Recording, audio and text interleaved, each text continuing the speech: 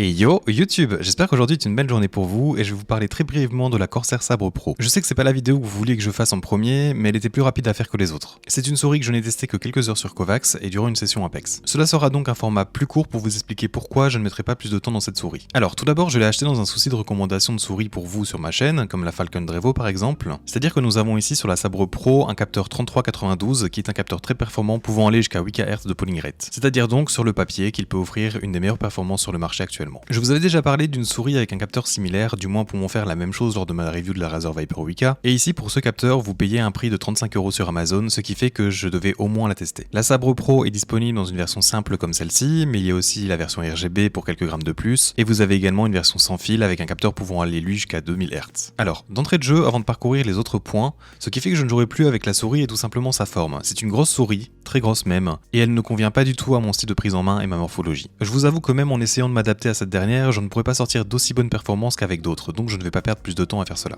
Mais je vous préviens donc que c'est surtout très personnel. En dehors de cela, c'est cependant une bonne souris dans l'ensemble. Elle a plein d'atouts pour tout joueur de FPS, compétitif ou non. Je vais parcourir tout cela vite fait avant de revenir sur la forme et vous expliquer pour qui elle pourrait convenir également. Mais avant cela, si tu aimes mon contenu, n'oublie pas de me l'indiquer par un petit pouce bleu ainsi qu'à t'abonner à ma chaîne pour d'autres vidéos de ce genre. Merci à toi. Alors, sa qualité de fabrication est plutôt bonne, c'est du Corsair, ils sont au moins connus pour ne pas avoir beaucoup de produits se cassant tout seul ou trop vite, et c'est donc un bon point pour la souris. Cependant ici, elle a quand même une petite impression de cheap, c'est-à-dire qu'au vu de son poids plutôt léger, elle peut sembler fragile alors que ce n'est pas le cas. Je soupçonne que ce soit aussi dû à sa grosseur qui ne l'aide pas à donner une meilleure impression de robustesse, et elle pèse donc 67 grammes sur ma balance, qui est je trouve un excellent point en fait. Le revêtement est un simple plastique texturé, très similaire à la Fnatic Bolt par exemple, qui pourrait donc poser problème normalement pour une bonne adhérence, mais ici, au vu de la grandeur de la souris, elle occupe tellement de place dans votre main que vous aurez, en fonction de votre grip, beaucoup de points de contact avec elle, ce qui empêchera que la souris vous glisse des mains. Le câble est bon, dans un bungee il n'a pas besoin d'être remplacé selon moi, il est plutôt épais mais flexible et pas très lourd. Et sorti de la boîte en fait il ne garde pas vraiment une forme définie, ce qui fait de lui un câble complètement ok. Meilleur que d'autres comme Razer ou Vaxi par exemple. Les patins sont par contre ici complètement horribles, ils sont très fins et vous ressentirez beaucoup la surface de votre tapis.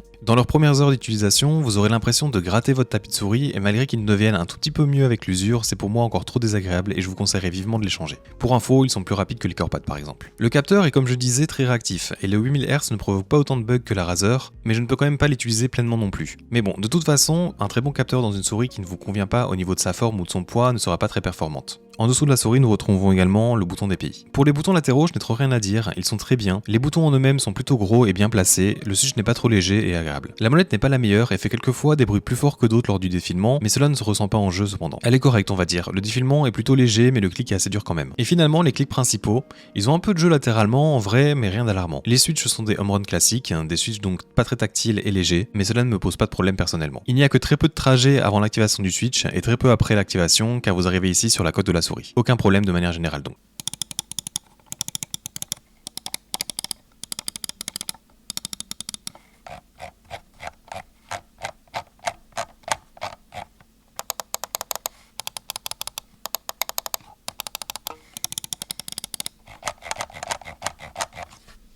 Bien, parlons maintenant de sa forme. Il s'agit d'une souris asymétrique de style ergonomique qui pourrait donc à l'appellation se rapprocher de la forme d'une SteelSeries Prime ou d'une Pulsar X-Lite, mais ce n'est pas vraiment le même style. Avant d'entrer dans les détails, il faut savoir que ma main fait donc une taille de 18 cm de long sur 10 cm de large pour son prix. Et mon style de grip est ce qui se rapproche d'un clou en pince, c'est-à-dire que j'aime tenir ma souris en fait entre la partie basse de mon pouce et l'intégralité de mes deux derniers doigts, phalanges comprises.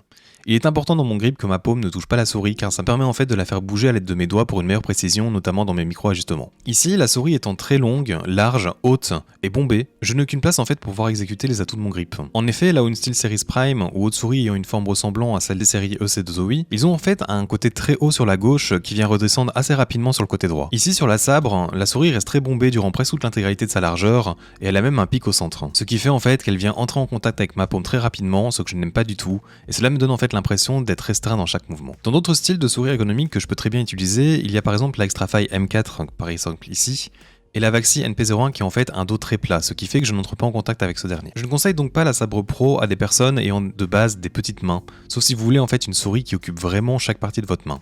Je ne la conseille pas non plus à des personnes ayant un style de grip similaire au mien, ni aux personnes utilisant le fingertip. Par contre, si vous utilisez le palm grip, elle pourrait être tout à fait confortable, et pourrait tout à fait plaire étant une bonne souris je présume. Elle est aussi confortable pour les utilisateurs de claw grip, car elle s'agrandit ici sur la fin pour accueillir le bas de votre paume. Mais je pense en fait que d'autres souris restent quand même plus adaptées et sont assez faciles à trouver, comme l'X-N1R par exemple pour ne citer qu'elle. Et pour clôturer, comme vous avez pu le comprendre, cette souris ne me convient pas personnellement, mais pour son prix, elle a quand même de très bons atouts. Et si vous êtes venu sur cette vidéo en hésitant à l'acheter, je ne pense pas que ce soit un mauvais achat. Si tu penses pareil, tu peux par exemple la commander sur Amazon avec mon lien affilié qui sera présent sous la vidéo, et si elle ne te plaît pas, tu peux tout simplement la renvoyer et te faire rembourser, ce que je compte faire également. C'est donc tout pour cette review rapide de la Corsair Sabre Pro, j'espère qu'elle t'a plu.